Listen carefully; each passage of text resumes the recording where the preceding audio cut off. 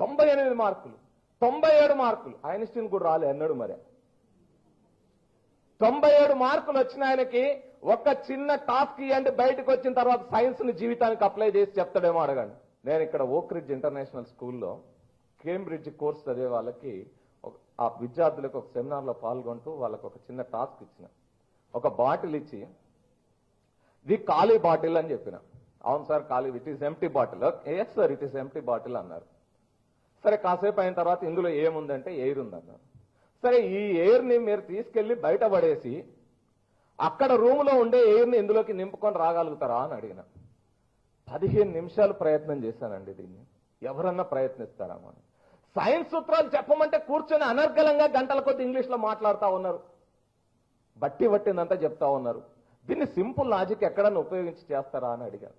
జరగలేదు, నాకు సమాధానం రాలేదు. ఉట్నూరు ఆదిలాబాద్ ఏరియాకి వెళ్ళాను.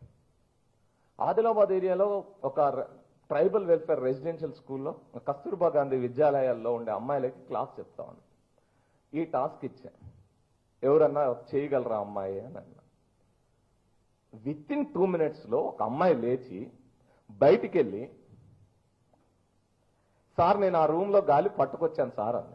ఎలా పట్టుకొచ్చావమ్మా అన్న. ఏముంది సార్, గాలి బయటికి పోవాలంటే అందులో గాలి ఉంది సార్, అందులో అది బయటికి పోవాలంటే అందులో ఏదైనా నింపితే పోతుంది సార్. అక్కడికి పోయినా ట్యాప్ దగ్గర నీళ్లు పట్టినా ఈ గాలి అంతా బయటికి పోయింది సార్. అక్కడికి పోయి ఆ రూమ్ లోకి పోయి ఈ నీళ్లను అందులో వేరే మగ్గులో పోసిన సార్, నీళ్లు బయటికి వెళ్ళినాయి, అక్కడ ఖాళీ ప్రదేశం ఏర్పడింది కాబట్టి గాలి అందులోకి పోతుంది సార్, ఆ రూమ్ లో గాలిని ఇందులో పట్టుకొచ్చాను సార్ అని చెప్పింది అమ్మాయి.